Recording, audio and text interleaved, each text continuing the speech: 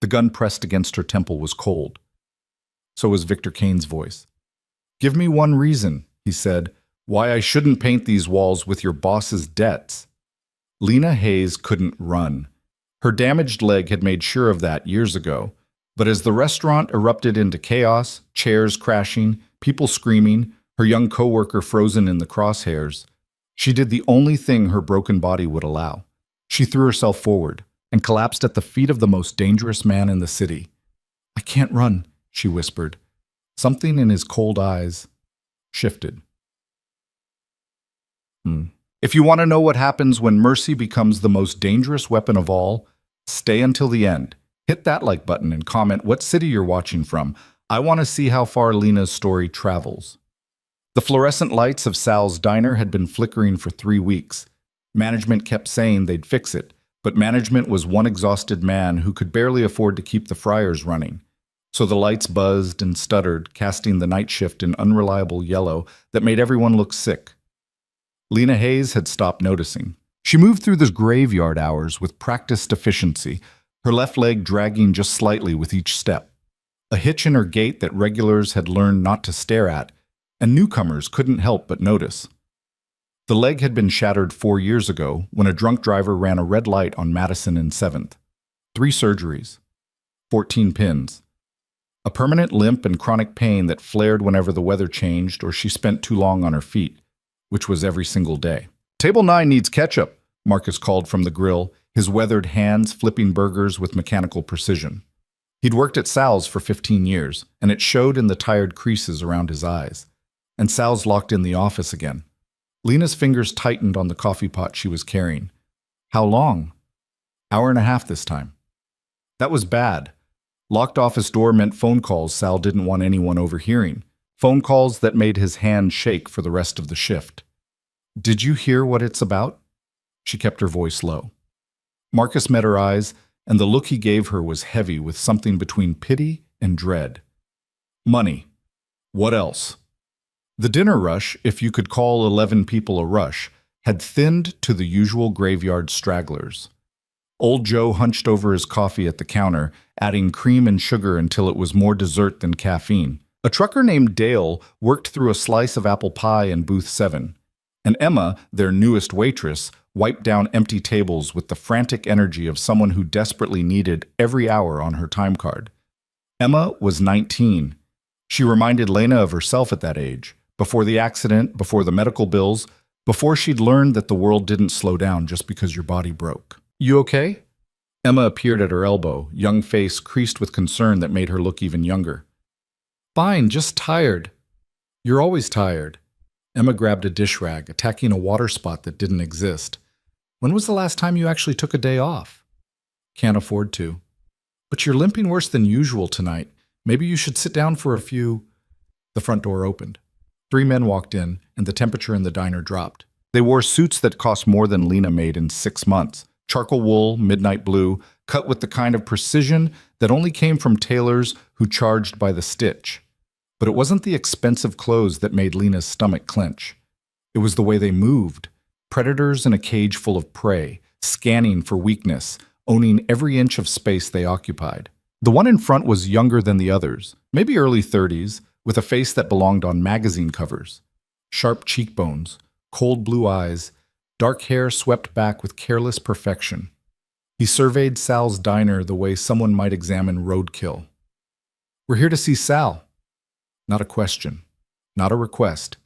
A statement of fact delivered in a voice smooth as expensive whiskey and twice as dangerous. Marcus had frozen at the grill, spatula suspended in midair. Emma had gone pale, the dish rag trembling in her hands. Old Joe suddenly became very interested in his coffee. Lena found her voice. He's in a meeting right now. Can I?" "You can get him." The man's smile was a knife's edge. Now would be good. "I'll go," Emma whispered, already moving toward the back. "No." Lena caught her wrist, some instinct screaming at her to keep the girl away from these men. "I'll handle it." She limped toward the office, acutely aware of 3 sets of eyes tracking her damaged gait. Every step felt like an announcement of weakness. The office door was thin. She could hear Sal's voice through it, high and desperate. I understand. I know I'm late, but I need just one more week. I swear I can get it. I just need... Lena knocked softly. Sal? Silence crashed down. Then scrambling sounds. The door cracked open just wide enough for Sal's face to appear. Gray, sweating, a decade older than he'd been that morning. There are men here, Lena said quietly, looking for you. His eyes closed like he'd just received a death sentence. Tell them 5 minutes, please. Sal, what's going on? Just 5 minutes, Lena, please. She returned to the dining room. The three men had spread out like they'd done this before. One blocking the exit, one at the counter, cutting off the path to the kitchen, the leader standing center floor like he owned the building. Emma had retreated behind the register, knuckles white against the laminate counter. He needs 5 minutes, Lena said. He's had 3 months. The leader checked his watch. Rolex, because of course it was. Time's up. Look, I don't know what this is about, but no. He cut her off with surgical precision. You don't. So I'd suggest you go back to pouring coffee and let the adults handle business. Heat flooded Lena's chest. She'd spent 24 years being underestimated, dismissed, talked down to because of her leg, her job, her place in the world. Usually she swallowed it, nodded, moved on. But something about this man, the casual cruelty in his voice, the way he looked at Emma like she was merchandise, ignited something reckless in her blood. This is a diner, she said, voice steady despite the adrenaline making her hands shake. Not whatever kind of place you're used to conducting your business. So either order something or leave. The silence that followed was absolute. Even the fluorescent light seemed to stop buzzing. The man turned his head slowly, studying her with the clinical interest of someone examining an insect under glass. What's your name? Lena. Lena. He tasted the word, rolled it around. Do you know who I am? Should I? One of the other men, the one by the door, made a sound that might have been a laugh or a warning. My name, the leader said, each word precisely enunciated, is Victor Kane. The name hit like a physical blow. Even Lena, who avoided the news and kept her head down and built the smallest possible world to live in, knew that name. Victor Kane. The ghost in expensive suits who controlled half the city's underground. The man politicians denied meeting and criminals feared crossing. The reason mothers locked their doors at night and fathers taught their sons to look the other way. She'd just told Victor Kane to order something or leave. I see you've heard of me. Victor's smile was all edges. Good. That saves time. Here's what's going to happen, Lena. Sal is going to come out of that office in the next 60 seconds. He's going to pay me the $50,000 he owes, plus the interest that's been accumulating for 3 months. And then my associates and I are going to leave, and you're all going to go about your evening. Simple, clean, no one gets hurt. $50,000. The number was incomprehensible. Lena had maybe $700 in her savings account after 2 years of scraping together every spare dollar. And if he doesn't have it? Her voice came out steadier than she felt. Then things get messy. Victor's tone suggested he was discussing the weather. And nobody wants that. The office door opened. Sal emerged looking like he'd aged 20 years in the last 20 minutes. His shirt was soaked through with sweat. His hands trembled as he gripped the doorframe for support. Mr. Kane. The words came out broken. I know I'm late. I know I should have had it by now. But I just need a little more time. Just 2 more weeks, I swear. You needed 3 months, Sal. I gave you 3 months. The diner's been slow. The equipment keeps breaking. I had to replace the walk-in freezer. The health inspector. Not my problem. Victor's voice never rose. That was somehow worse than shouting. Do you know how many businesses in this city owe me money, Sal? Do you know what would happen if I let every struggling restaurant owner decide when they felt like paying me back? Please. Sal was begging now, and Lena wanted to look away but couldn't. I have money. Not all of it, but I have $30,000 in the safe. That's more than half. If you just give me 2 more weeks for the rest, 2 more weeks turns into 2 more months. 2 months turns into never. Victor's eyes were cold and calculating. You think I'm running a charity? You think I built what I have by being soft? I'll get it. I swear on my life I'll get every penny. Your life. Victor seemed to consider this, tilting his head. Interesting choice of collateral. He moved then, smooth and unhurried, and suddenly there was a gun in his hand. Not pointing at anyone. Just there. Present. Undeniable reality made of steel and menace. Emma made a small, choked sound behind the register. Here's my counteroffer, Victor said, his voice conversational despite the weapon in his grip. You give me the 30,000 now, cash. And to make up the shortfall, his gaze swept the diner like a spotlight, landing on Emma and staying there. I'll take her. Time stopped. No. The word tore from Lena's throat before her brain could catch up. No, you can't. She's just a kid. She's an asset. Victor's tone suggested he was discussing a car or a piece of furniture. Young, pretty, clearly desperate for money, or she wouldn't be working in this dump. I can think of several establishments that would pay very good money for... Lena moved. She didn't remember making the decision, didn't remember her legs screaming in protest as she lurched forward. She just remembered putting herself between Victor Kane and Emma, arms spread wide like she could possibly shield the girl from a man who controlled an empire built on violence and fear. Touch her, Lena said, voice shaking with terror and fury and something that felt almost like courage. And you'll have to go through me first. For 3 heartbeats, nobody moved. Nobody breathed. Then Victor laughed. It was a terrible sound, genuine amusement mixed with something darker, something that suggested he'd seen every play in this game before and knew exactly how it ended. You? He holstered the gun with deliberate slowness like he was proving a point. You're going to stop me? If I have to. Lena, don't... Sal's voice cracked. Please, just look at you. Victor stepped closer. Lena held her ground even as every instinct screamed at her to run. You can barely stand, your legs shaking. You're terrified. What exactly do you think you're going to do? Whatever it takes. They were close enough now that she could see the faint scar cutting through his left eyebrow, smell the expensive cologne that probably cost more than her monthly rent, see the absolute absence of fear or doubt in his eyes. This was a man who'd never met anyone who could hurt him, never had to. Brave, he murmured, studying her face. Incredibly stupid, but brave. His hand moved, fast and professional, grabbing her arm. Not hard enough to bruise, just hard enough to demonstrate the vast gulf in power between them, just hard enough to prove his point. And then he pulled. Lena's damaged leg gave out instantly. It always did when her weight shifted wrong, when the old injury flared hot and angry, when the pins and screws and scar tissue that held her together decided to remind her she was fundamentally broken. She went down hard, hands barely catching herself before her face hit the grimy linoleum. Pain lanced up her spine like lightning. The floor was cold against her palms. She ended up at Victor Kane's feet, looking up at the man who could destroy everything she cared about with a single phone call. Please. The word came out raw, stripped of everything but desperation. Please, I can't run, I can't fight, I can't do anything. But don't take her, she's 19 years old. She has a little brother who depends on her. She's trying to save money for community college. Please.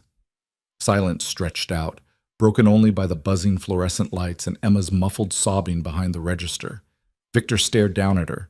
His expression was unreadable, a mask that revealed nothing. What happened to your leg? The question was so unexpected that Lena almost didn't answer. Car accident, 4 years ago. And you still work on your feet every night? I don't have a choice. Everyone has choices. But something in his voice had changed, softened, just barely, just enough to notice. You could have stayed quiet. Let me take her, saved yourself. But you didn't. No. Why not? Because she's 19. Lena's voice broke. Because she reminds me of who I used to be. Because nobody helped me when I needed it, and I won't let that happen to someone else if I can stop it. Victor crouched down, bringing himself to her level. This close, she could see that his eyes weren't actually cold at all.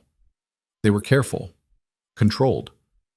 Eyes that had learned to bury everything human so deep that only fragments remained. What's your name? He asked again, like the answer mattered more this time. Lena Hayes. Lena Hayes. He spoke it like he was committing it to memory. How long have you worked here? 3 years. You have family. The question hurt more than the fall. No, just me now. Victor stood abruptly, turned to Sal. The safe. Open it. Now. Sal scrambled to comply, hands shaking so badly he dropped the cash twice. Bills scattered across the counter, crumpled 50s and hundreds held together with rubber bands. $30,000 in dirty money, probably representing every decent night the diner had seen in the last year. Victor didn't touch it. Instead, he pulled out his phone, typed something quick, and waited. 30 seconds later, the door opened. One of his men entered carrying a leather briefcase that probably cost more than Sal's car. He set it on the counter, popped the clasps. Inside was more cash than Lena had ever seen in her life. Stacks of $100 bills, crisp and clean and infinite. Count out 50,000, Victor ordered. Put it in the safe. Nobody moved. Nobody understood. I said count it out. Steel entered his voice. Now. The man obeyed mechanically, pulling out stack after stack and placing them in Sal's ancient safe. The sound of money being counted filled the diner, a sound that should have been satisfying, but instead felt surreal, like watching someone else's dream. When he finished, Victor turned back to Sal. Your debt is paid. In full. The interest, too. Sal's mouth opened and closed soundlessly. What? Emma's voice was barely a whisper. What is this? Consider it a gift. Victor's gaze moved to Lena, still on the floor. From the girl who can't run but stood anyway. Then he walked toward the door. His men followed like shadows, their expensive suits disappearing into the night. The door chimed cheerfully as they left, an absurdly normal sound after what had just happened. The silence they left behind was deafening. Marcus was the first to move. He rushed to Lena, helping her up with gentle hands. Are you okay? Did he hurt you? I'm fine. Her leg disagreed, throbbing with familiar pain. I'm fine. Sal collapsed into a booth, staring at the open safe like it might disappear if he looked away. I don't understand. Why would he? I don't know. Lena leaned against the counter, trying to process what had just happened. I don't know. Emma threw her arms around Lena's neck, sobbing into her shoulder. You saved me. You saved my life. I didn't do anything. You stood up to him. Emma pulled back, tears streaming down her young face. Nobody stands up to Victor Kane. Nobody. But Lena had. And somehow, impossibly, she was still alive. The rest of the shift passed in a blur. Sal kept touching the money like he expected it to vanish. Marcus kept asking if Lena was sure she was okay. Emma couldn't stop crying and thanking her. By the time dawn broke, the whole neighborhood knew what had happened. Customers started showing up just to see the diner Victor Kane had saved, to see the waitress who'd thrown herself in front of a crime boss and lived. Lena cleaned tables and poured coffee and tried to pretend her world hadn't just tilted sideways.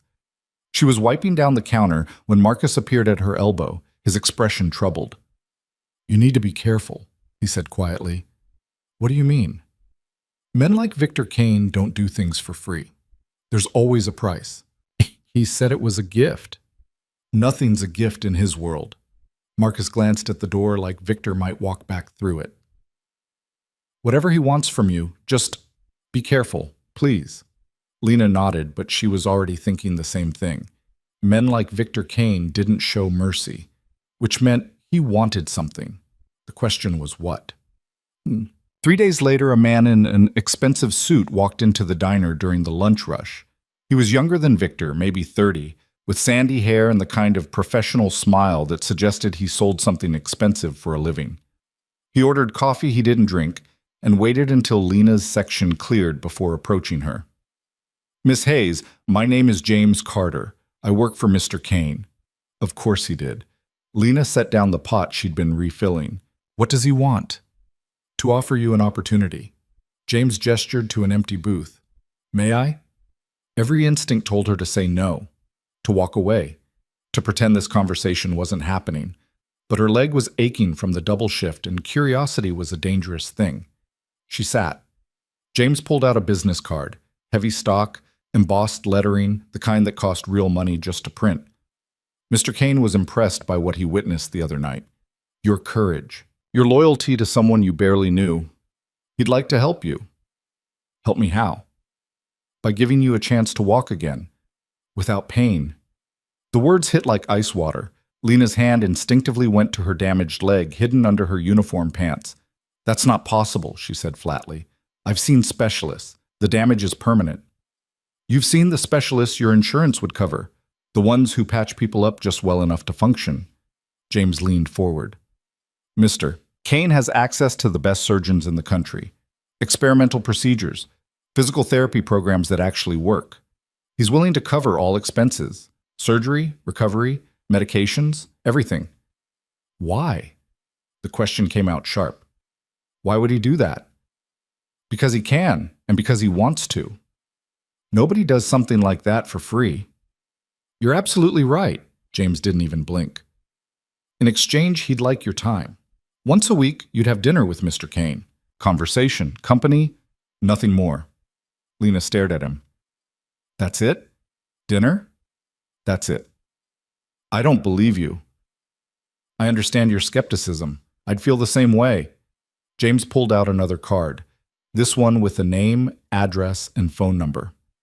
This is Dr. Sarah Chen. She's one of the top orthopedic surgeons in the country. She's expecting you tomorrow at 10 a.m. for a consultation. Go. Hear what she has to say. Get a second opinion on your leg. Then decide. And if I say no to the dinner arrangement, then you say no. Mr. Kane doesn't force anyone into anything they don't want. James stood, buttoning his suit jacket with practiced ease. But consider this, Miss Hayes. You have a chance to change your life, to not be in pain anymore, to walk without limping, without people staring, without spending every night wondering how many more years your leg can take before it gives out completely. All Mr. Kane is asking for is a few hours of your time once a week, conversation with someone who doesn't want anything from him except honesty. He left the cards on the table and walked out. Lena sat there for 20 minutes, staring at them. Dr. Sarah Chen, a chance to walk again, all for the price of having dinner with a crime boss once a week. It was insane, dangerous, probably a trap. But that night, lying in her cramped studio apartment with her leg throbbing despite the painkillers, Lena couldn't stop thinking about it. About walking without pain, about not having to calculate every step, plan every route, ration every hour on her feet, about maybe, possibly, having a normal life again.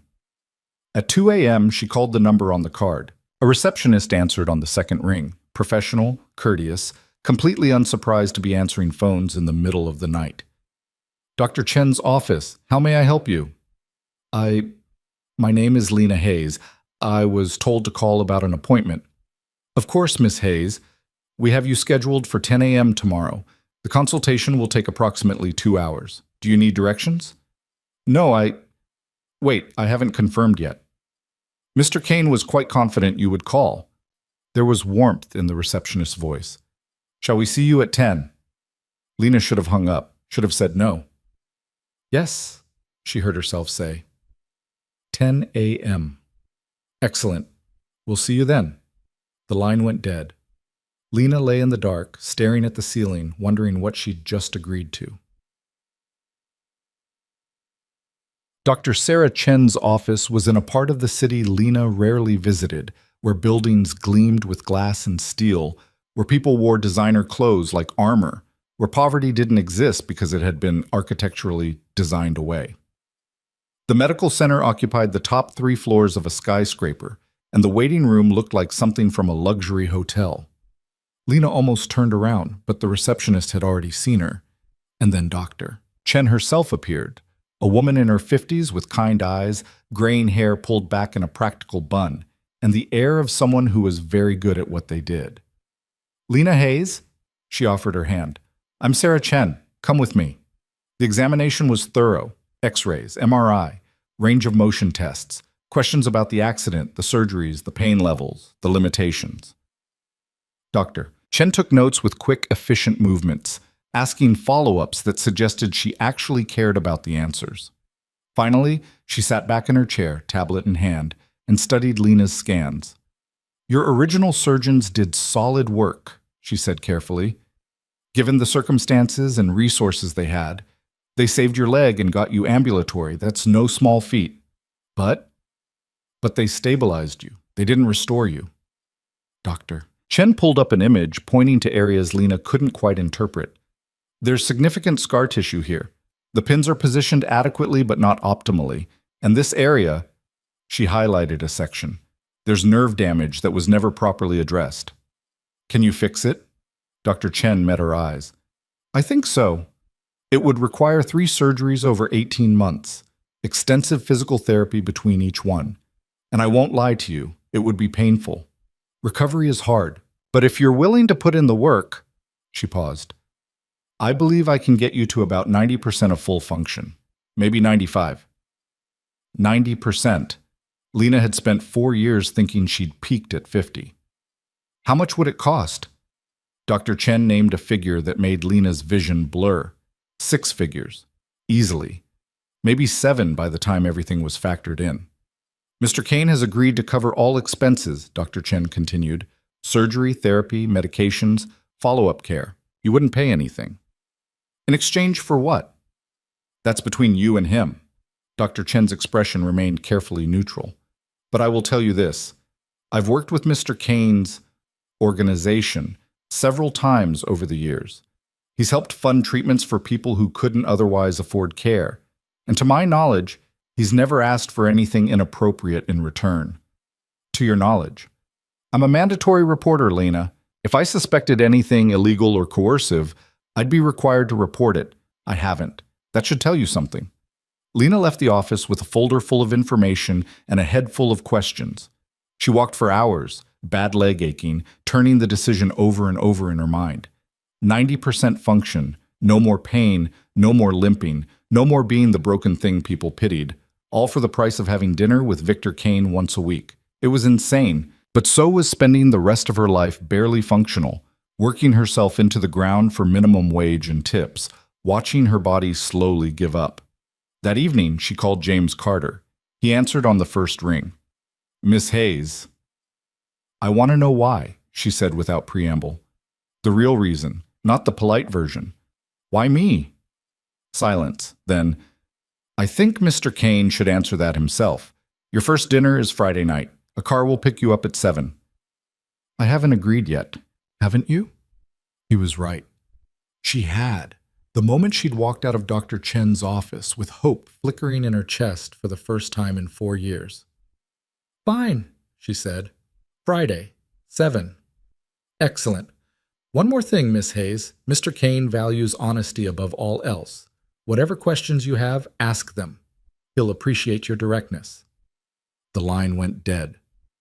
Lena stood in her tiny apartment, phone still pressed to her ear, staring at her reflection in the dark window. She'd just agreed to have dinner with the most dangerous man in the city, and she had absolutely no idea what she was getting herself into. Friday arrived with the weight of inevitability. Lena stood in front of her closet, if the narrow alcove in her studio apartment could be called that, staring at clothes that suddenly seemed inadequate for having dinner with a man who controlled half the city's criminal empire. She owned exactly one dress nice enough for the occasion, simple black, bought for her mother's funeral 3 years ago, worn twice since then for job interviews that hadn't panned out. It would have to do. The car arrived at 7 exactly. Not a minute early, not a minute late. A sleek black sedan with windows tinted so dark she couldn't see inside, driven by a man in his 40s who opened the door without speaking and waited with the patience of someone who'd done this 1,000 times before. Lena hesitated on the curb, her damaged leg throbbing from a shift that had run 2 hours long because someone called in sick. Miss Hayes, the driver said quietly. Mr. Kane doesn't like to be kept waiting. She got in. The interior smelled like leather and money, that particular scent of wealth that came from things that cost more than they should. The seats were heated despite the mild evening. Classical music played softly from speakers she couldn't see. It was the kind of car that made her acutely aware of every stain on her dress, every scuff on her shoes, every way she didn't belong. They drove through the city as evening bled into night, leaving behind the familiar streets of her neighborhood for areas she'd only seen in movies, mansions set back from the road, gates that probably cost more than she'd earn in a lifetime, Trees planted in careful rows like soldiers guarding the wealthy from having to acknowledge that poverty existed. The restaurant didn't have a sign, just an unmarked door painted glossy black, flanked by topiaries that probably required a full-time gardener. A valet appeared the moment the car stopped, greeting the driver by name. Inside was hushed elegance, low amber lighting, fresh flowers on every table, the kind of quiet that only came from excellent soundproofing and customers who knew how to modulate their voices. A hostess in a dress that probably cost what Lena made in 2 months led her through the main dining room without speaking, her heels clicking on marble floors. They passed tables occupied by people who looked like they belonged in this world. Men in suits that fit like second skins, women dripping in jewelry that caught the light with every movement. Not a single person looked up as Lena passed.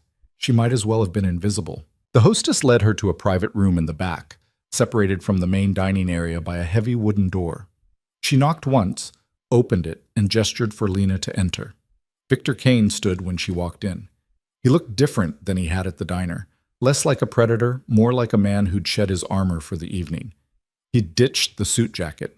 His sleeves were rolled up to his elbows, revealing forearms roped with muscle and a tattoo on his left wrist she couldn't quite make out. The gun was presumably still there, hidden somewhere, but for the moment he almost looked normal. Almost. Lena. He gestured to the chair across from him. Thank you for coming. She sat carefully, her leg protesting the movement. Did I have a choice? You always have a choice. He settled back into his own chair with the fluid grace of someone completely comfortable in his own skin. You could have said no, stayed home, ignored my offer. And if I had, then I would have respected your decision. His eyes met hers, and she was struck again by how carefully controlled they were. I'm many things, Lena, but I'm not a liar. When I say something, I mean it. A waiter appeared, silent, efficient, and poured wine into glasses she didn't remember being empty. He disappeared before she could refuse. I don't drink, she said. Then don't. Victor picked up his own glass but didn't drink from it either. But you looked like you needed something to do with your hands. He was right. She was gripping the edge of the table hard enough that her knuckles had gone white. You have questions, Victor said. It wasn't a question. Ask them. Why are you doing this? The debt, the surgery, all of it. What do you actually want from me? I told you, dinner once a week. Nobody pays hundreds of thousands of dollars for conversation. I do. He set down his glass, leaning forward slightly. Do you know what my life looks like, Lena? Every day, all day, I'm surrounded by people who want something from me. Money, protection, power.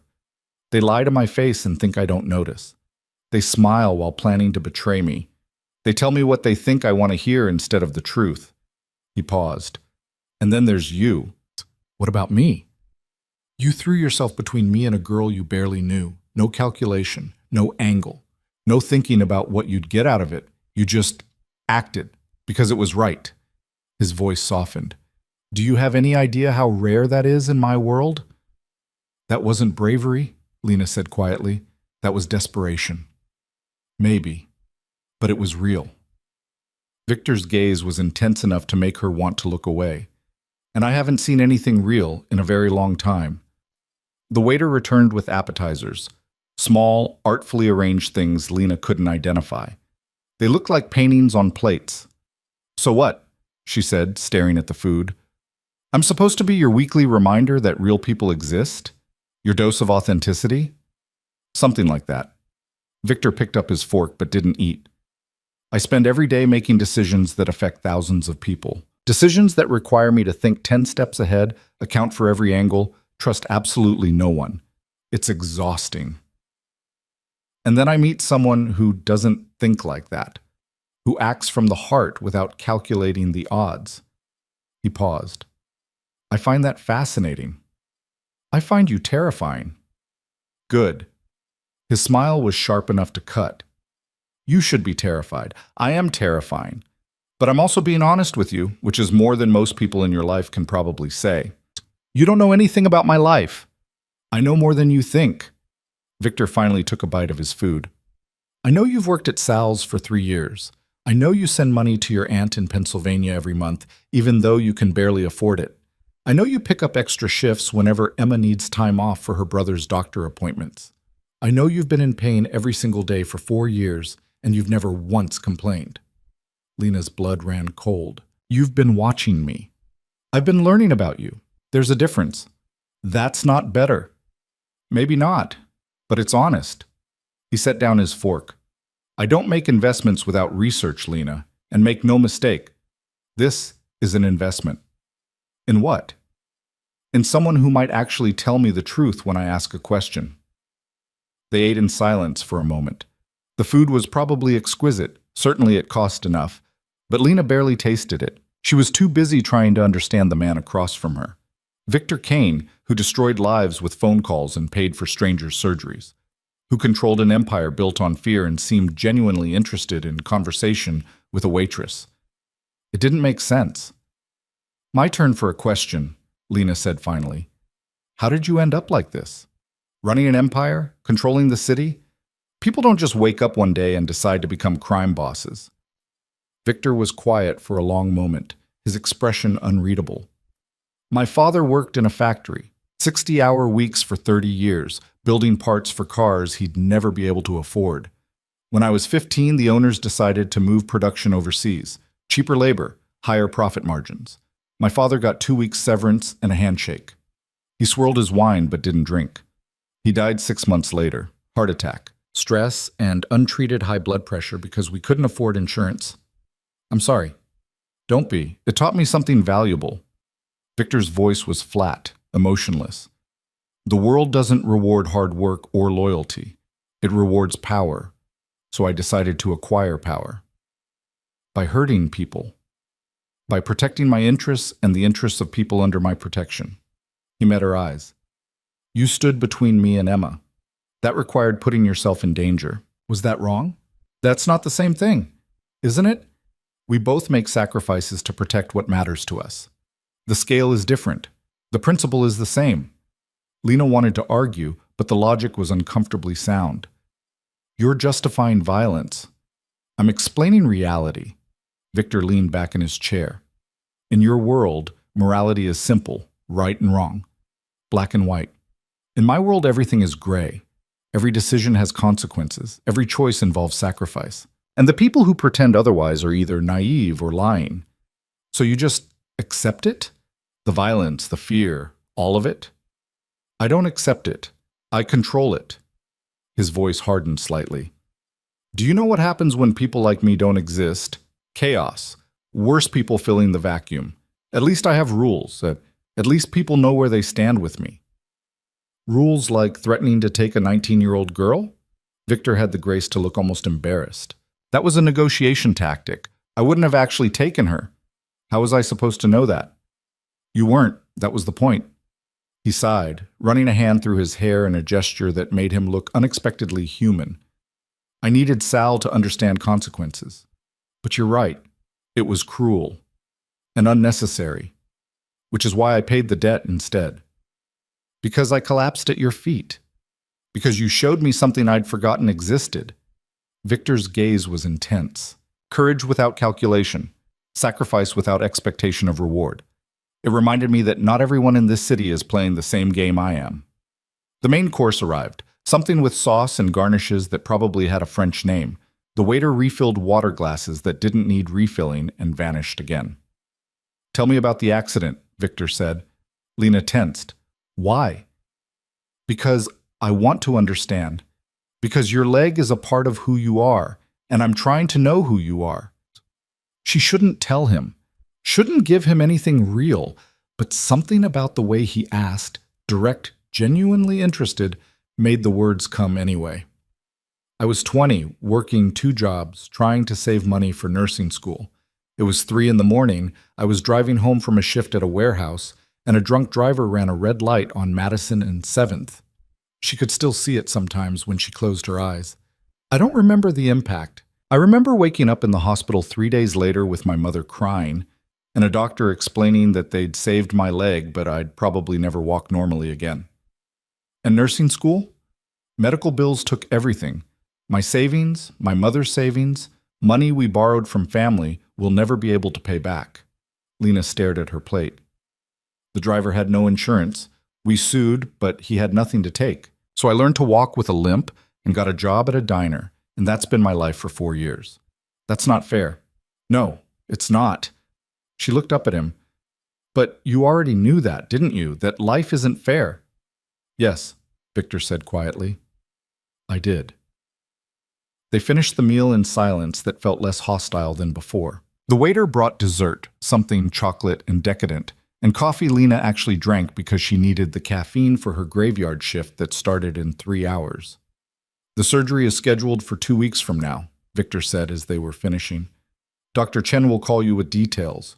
Recovery will take 6 to 8 weeks before you can start physical therapy. I can't miss that much work. You won't have to. I've arranged for your shifts to be covered and your wages to be paid. Lena set down her coffee cup carefully. Why would you do that? Because you can't heal if you're working yourself into the ground. He said it like it was obvious. Because the surgery is pointless if you can't recover properly. You're paying for my surgery and my rent and my wages. The enormity of it was starting to sink in. That's a lot of money? Yes. More than I should spend on someone I barely know? Probably. Victor's expression was unreadable. But I have more money than I could spend in 10 lifetimes, and you have something I can't buy. So call it a fair trade. What do I have that you can't buy? Authenticity. He said it like he was confessing something. The ability to care about people without calculating what you'll get in return. The courage to do what's right, even when it costs you everything. He paused. I want that in my life once a week, even if it's just for a few hours. They stood to leave. At the door, Victor paused, pulling something from his pocket, a business card with a single phone number. This is my direct line, he said, handing it to her. If you need anything at all, call. Day or night, it doesn't matter. I don't need anything from you. Maybe not now, but if that changes. He left the sentence unfinished. The same car drove her home through streets that looked different now, like she was seeing them from outside her own life. When they pulled up to her building, the driver opened her door with the same silent efficiency as before. Miss Hayes, he said as she was getting out. For what it's worth, Mr. Kane doesn't do this, any of it. You must be someone special. Lena didn't feel special. She felt confused and overwhelmed and like she'd just stepped into a story she didn't know how to navigate. But when she lay in bed that night, staring at the ceiling, she couldn't stop thinking about what Victor had said. About authenticity, about courage, about the way he looked at her like she was something rare and valuable instead of broken and ordinary. It was dangerous, letting herself think that way. But it was also intoxicating. The next 2 weeks passed in a blur of preparation. Dr. Chen's office called with pre-surgery instructions. Victor's people arranged everything: time off work, wage replacement, transportation to and from the hospital. Emma cried when Lena told her about the surgery, hugging her so tight it hurt. This is because of what you did, Emma said. Because you saved me. No, Lena replied. This is because a very strange man decided to help me for reasons I don't entirely understand. But that wasn't quite true either. She understood more than she wanted to admit. The Friday before her surgery, she had dinner with Victor again. Same restaurant, same private room, same careful dance of conversation between two people from completely different worlds trying to find common ground. Are you nervous? He asked over wine she still didn't drink. Terrified, Lena admitted. What if it doesn't work? What if I go through all this pain and end up exactly where I started? Then you go through it again and again until it does work. Victor's certainty was absolute. Dr. Chen is the best. If anyone can fix you, she can. And if she can't, then we find someone who can. He said it like money could solve any problem. Maybe in his world it could. Why does this matter so much to you? Lena asked. My leg, my pain, all of it. You barely know me. Victor was quiet for a long moment. Because when you collapsed at my feet and said you couldn't run, I saw something in your eyes. Not fear, not pleading, just truth. And it's been haunting me ever since. That's a strange reason to spend hundreds of thousands of dollars. I'm a strange man. His smile was self-deprecating. But I keep my promises, and I promised myself that if you agreed to this, to the dinners, to letting me into your life even a little, I'd make sure you got a chance to walk again. Really walk.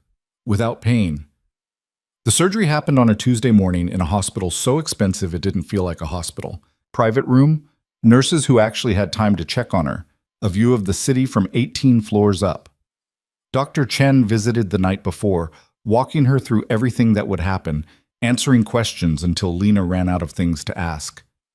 "You're going to do great," Dr. Chen said, squeezing her hand.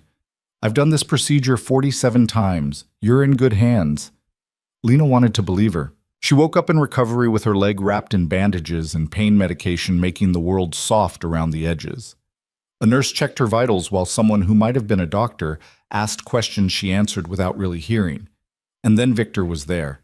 She blinked, trying to focus, certain the drugs were making her hallucinate. But no, he was sitting in the chair beside her bed, still in his expensive suit, looking completely out of place in the sterile hospital room. "You came," she mumbled through the fog. "I said I would." "No, you didn't." "I implied it." A small smile crossed his face. "How do you feel?" "Like someone took my leg apart and put it back together wrong." "That's more or less what happened, but Dr. Chen says it went perfectly. Better than expected, actually." Lena tried to sit up and immediately regretted it. Victor stood quickly, adjusting her pillows with surprising gentleness. "Easy. You just had major surgery." "Why are you here?" "Because you're alone. Because everyone should have someone waiting when they wake up from surgery." He sat back down and Lena noticed for the first time how tired he looked. "Because I wanted to make sure you were okay. You have an empire to run. The empire will survive a few hours without me."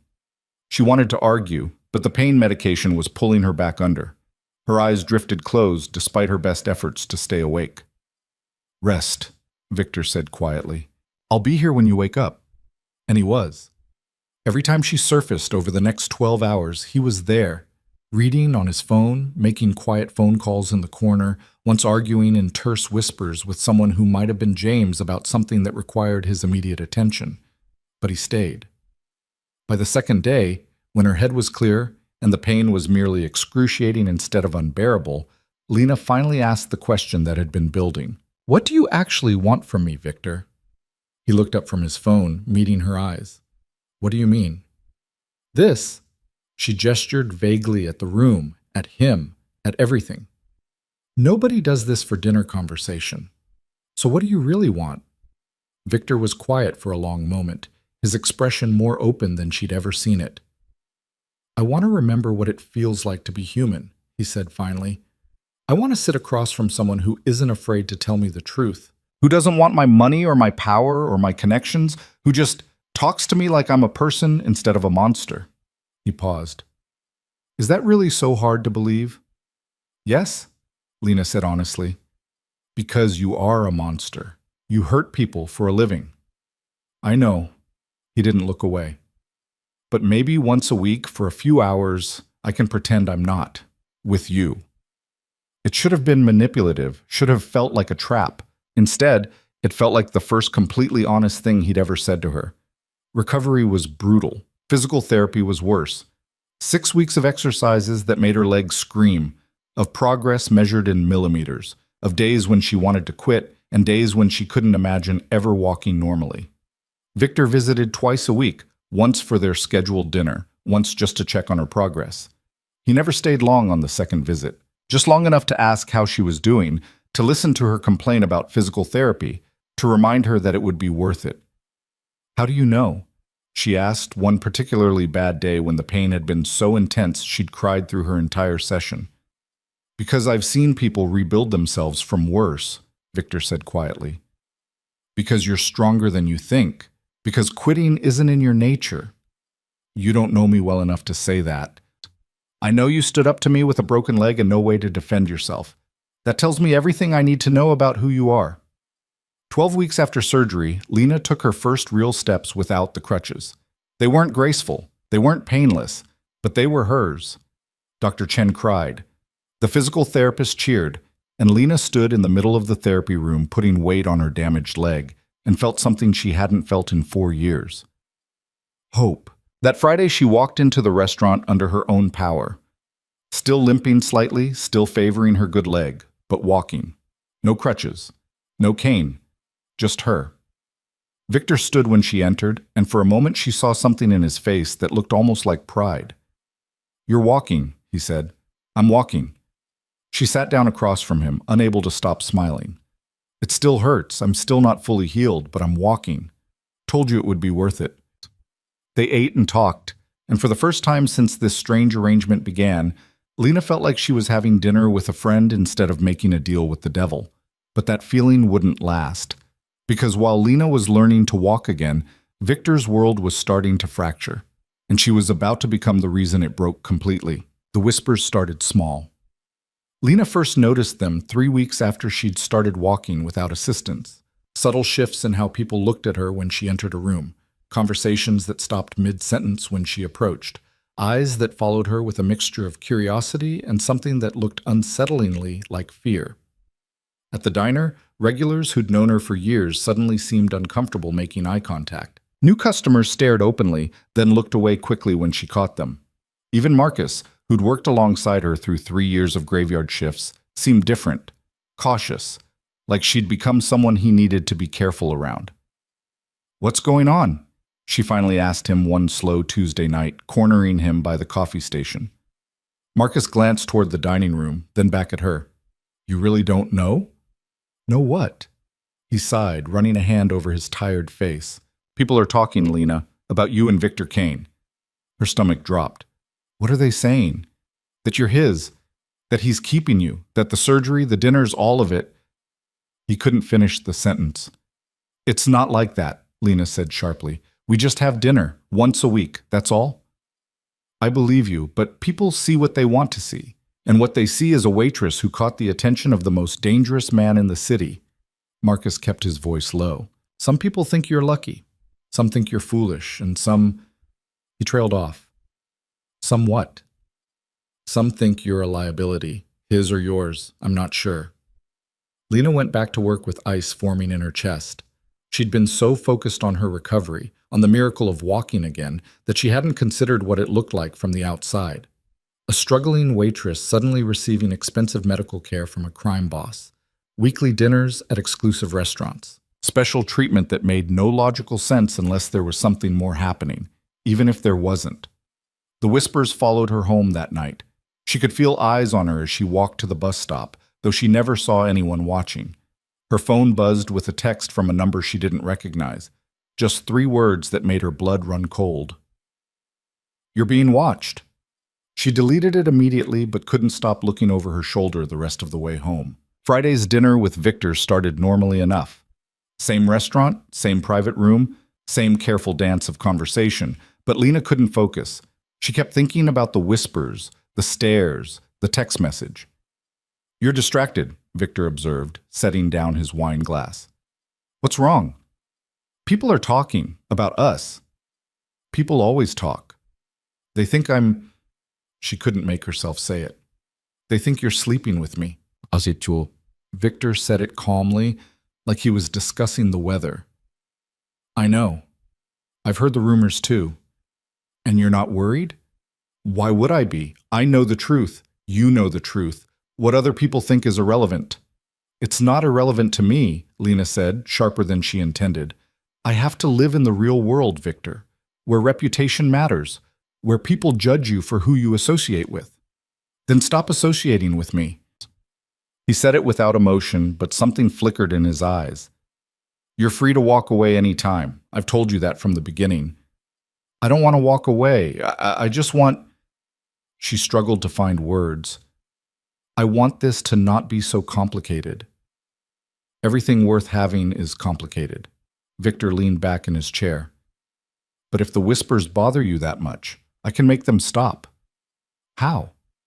"By making it clear that you're under my protection, that anyone who touches you, threatens you, or even speaks badly about you will answer to me personally." His voice was calm, but there was steel underneath. "It's a simple solution." "That would make it worse. That would confirm everything people are saying." "Then what do you want me to do?" Lena didn't have an answer. She wanted the surgery and the weekly dinners and the strange friendship that had developed between them. But she wanted it without the cost, without the danger, without becoming a target just for being associated with him. She wanted the impossible. I got another text today, she said quietly, from a number I didn't recognize. It said, I'm being watched. Victor's entire demeanor changed. The casual ease vanished, replaced by something cold and focused. Show me. I deleted it. When? This afternoon, around 3. He pulled out his phone, typed something quick, then looked back at her with an expression she'd never seen before. Concern mixed with something that looked almost like fear. I'm having James look into it. But Lena, I need you to be honest with me. Have you noticed anyone following you? Cars that seem to appear too often? People who show up in places they shouldn't? I don't know, maybe? I thought I was being paranoid. You're not paranoid, you're being smart. Victor's jaw tightened. This is exactly what I was afraid of. What do you mean? I have enemies, powerful ones, people who would love nothing more than to find a weakness they could exploit. He met her eyes. You're that weakness now. The words hung in the air between them like a death sentence. I didn't ask for this, Lena whispered. I know, which is why I'm going to fix it. Victor stood abruptly. James will take you home. Starting tomorrow, you'll have security. 2 men, rotating shifts, keeping their distance but watching. You won't see them most of the time, but they'll be there. I don't want bodyguards, and I don't want you dead. His voice was flat, final. This isn't a negotiation, Lena. Either you accept the protection, or we end this arrangement tonight. Your choice. She wanted to argue, wanted to tell him she could take care of herself. But the memory of that text message, you're being watched, was too fresh, too chilling. Fine, she said, but just until you figure out who sent the text. Until I'm certain you're safe, which might be longer than you think. The car ride home felt different that night. James drove instead of the usual driver, and his eyes kept flicking to the rearview mirror like he was checking for tails. When they pulled up to her building, he walked her to the door, something he'd never done before.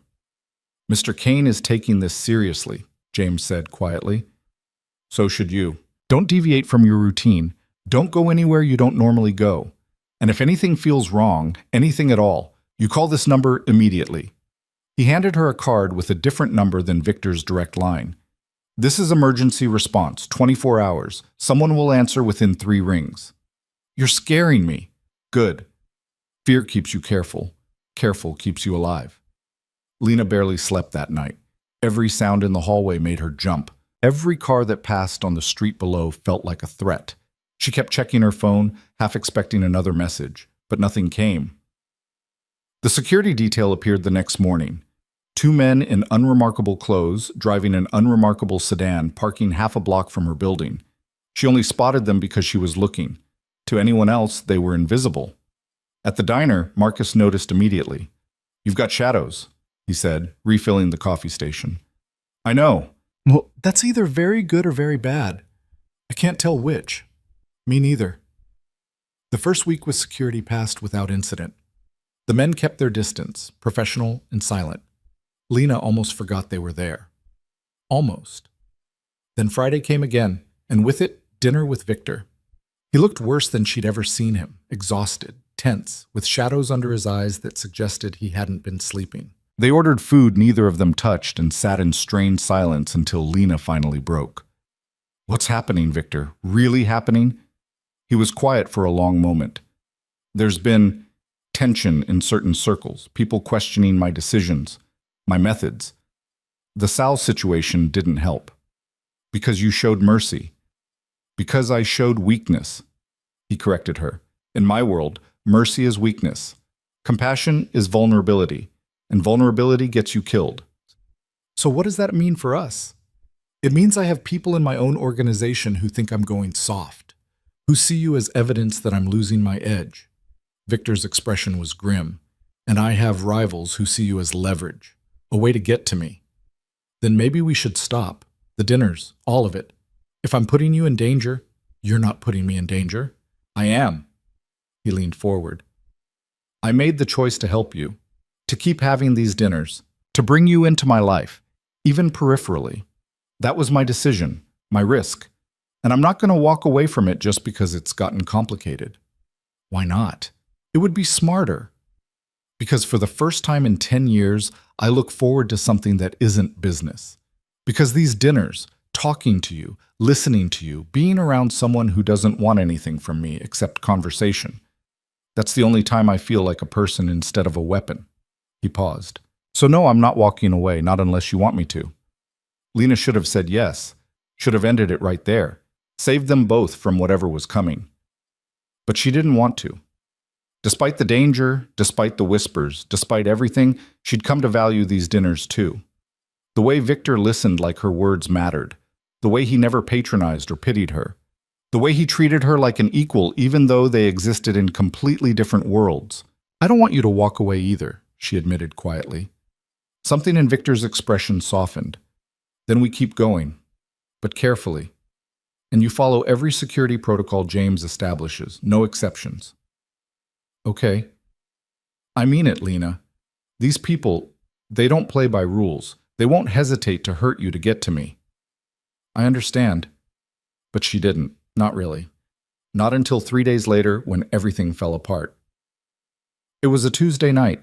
Lena's shift at the diner was supposed to end at 11, but Emma had called in sick and they were short-staffed, so she stayed until closing. By the time she walked out the back door into the alley where employees parked, it was nearly 1 in the morning. The security detail was supposed to be watching the front entrance. She'd told them she'd be leaving through the back, but she'd forgotten to mention the schedule change. The alley was dark. The backlight had been broken for a week, and maintenance hadn't fixed it yet. Lena's car was parked at the far end, and she was halfway to it when she heard footsteps behind her. She turned. 3 men stood between her and the door. They weren't the security detail. They were strangers, hard-faced, cold-eyed, moving with the purposeful coordination of people who'd done this before. Lena Hayes, the one in front said. Not a question, a confirmation. She ran, or tried to. Her leg, still not fully healed, still weak from months of recovery, gave out after 3 steps. She stumbled, caught herself against a dumpster, kept moving, but they were faster. A hand grabbed her arm. She screamed, twisting, and felt something tear in her newly repaired leg. Pain exploded white-hot and blinding. She went down hard, concrete scraping her palms raw. Don't make this difficult, the man said, hauling her up by her hair. We just want to ask you some questions about your boyfriend. He's not my boyfriend. Sure he's not. The man's breath smelled like cigarettes and stale beer. Victor Kane spends hundreds of thousands on a crippled waitress out of the goodness of his heart. We're supposed to believe that? I don't care what you believe. He hit her. Not hard enough to knock her out, but hard enough to make her vision blur and her ears ring. Blood filled her mouth, copper and thick. Here's how this works, he said conversationally. You're going to call Kane. Tell him you need to see him. Tonight. Alone. And when he shows up, we're going to have a conversation about territory and respect and what happens when people forget their place. I won't. He hit her again. This time she tasted broken tooth. You will. Because the alternative is we hurt you until you do. And trust me, we can make this last a very long time. Lena's phone was in her pocket. The emergency number James had given her burned in her memory, but her hands were pinned behind her back by one of the other men, and struggling only made her damaged leg scream louder. Okay, she gasped. Okay, I'll call him. Smart girl. The man released her hair, letting her slump against the dumpster. Make it convincing. Tell him you're hurt, you need help, you're scared. He comes alone or you die. Simple. One of the others handed her the phone. Her hand shook so badly she almost dropped it. She pulled up Victor's contact information, her mind racing. There had to be a way out of this. Had to be something she could do or say that would warn him without getting herself killed in the process. The phone rang once, twice. Victor answered on the 3rd ring, voice sharp with immediate concern. Lena, it's 1 in the morning. What's wrong? I need you, she said, putting every ounce of fear and pain into her voice because it was all real anyway. I'm hurt. I'm at the diner. Please come. I'm on my way. Are you safe? The man was watching her, gun now visible in his hand. No, Lena whispered.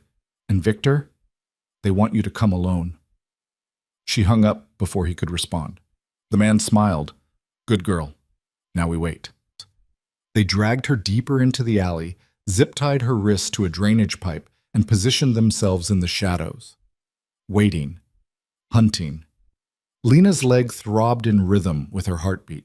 Her mouth was full of blood. Her wrists were already going numb from the plastic cutting into them, and she'd just set a trap for the only person who'd shown her kindness in years. 20 minutes passed like 20 hours. Lena tried to work her hands free, but the zip ties were industrial strength, and all she accomplished was cutting her wrists raw. She tried to scream, but one of the men casually pressed a gun to her temple and suggested she stay quiet unless she wanted to die before Victor arrived. So she stayed quiet and waited. The sound of a car pulling into the alley made all three men tense. Doors opened. Footsteps approached, confident, unhurried. Victor walked into view, and Lena's heart broke. He'd come alone, just like they'd demanded. No backup, no security, just him in his expensive suit, looking calm and controlled and walking straight into an ambush. "Let her go," he said quietly. The lead man laughed. "That's not how this works, Kane. You don't give orders here."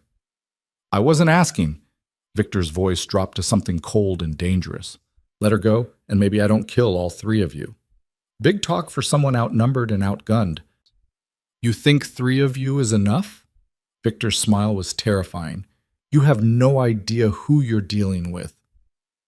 That's when Lena saw them, shapes moving in the darkness behind Victor.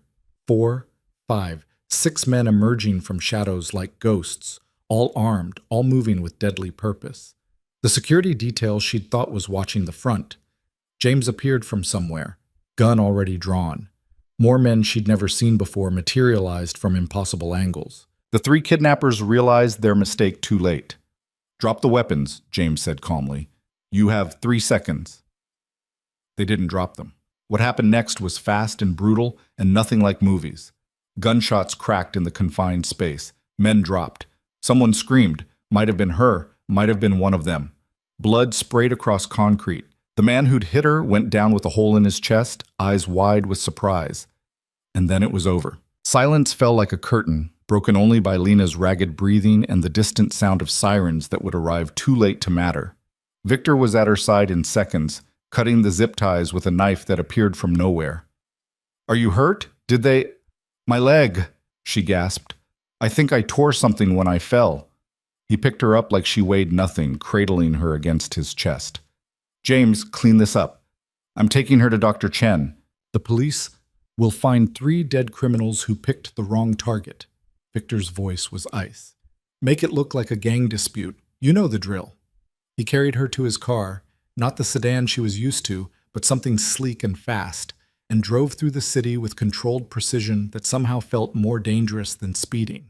Lena pressed her face against his shoulder, shaking, trying not to think about the bodies in the alley or the blood on her hands or the fact that men had just died because of her.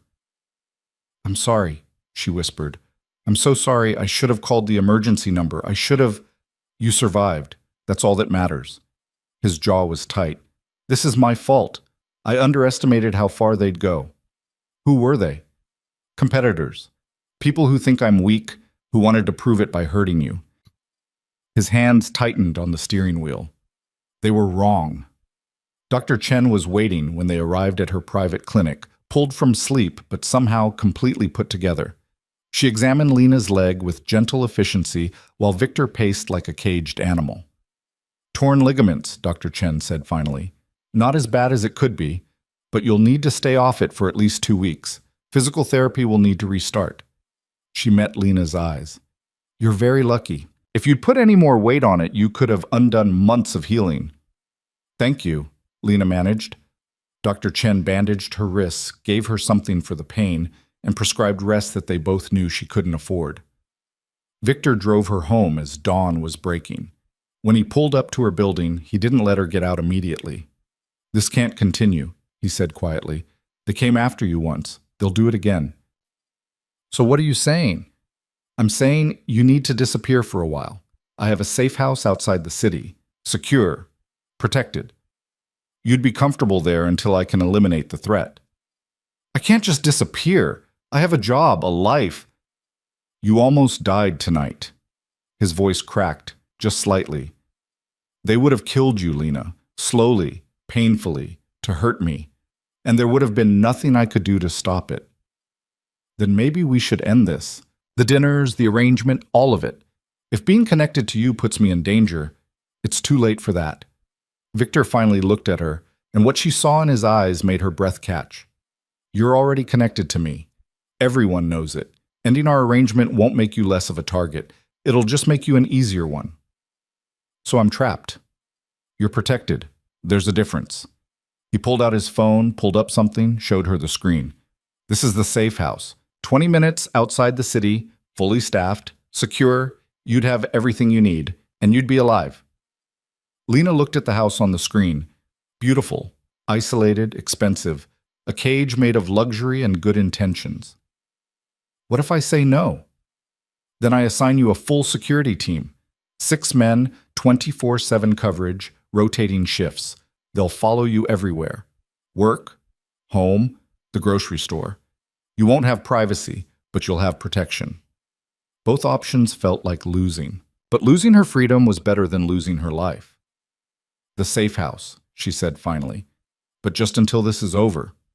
Just until it's over, Victor agreed. He didn't tell her that it might never be over. That once you entered his world, leaving wasn't simple. That targets didn't disappear just because you wanted them to. But Lena was starting to understand that on her own. 3 days later, she moved into the safe house with 2 suitcases and a heart full of dread. The house was everything Victor had promised. Beautiful, comfortable, secure. Staff who appeared and disappeared like ghosts. Grounds that stretched for acres. Security she couldn't see but knew was there. It should have felt safe. Instead, it felt like the walls were closing in. Victor visited every few days, updating her on the investigation, the threat level, the progress toward making her safe again. They had dinner in the safe house dining room instead of restaurants, talked like they always had, pretended this was normal. But it wasn't normal. And Lena was starting to realize that nothing about her life would ever be normal again. 2 weeks in the safe house felt like 2 years. Lena spent her days staring out windows at grounds she couldn't explore without security escorts, reading books she couldn't focus on, and watching her phone like it might suddenly offer an escape route that didn't exist. Her leg was healing again, slowly, painfully, but the psychological damage from the attack ran deeper than torn ligaments. She kept seeing those men's faces, kept feeling the zip ties cutting into her wrists, kept tasting blood and broken tooth.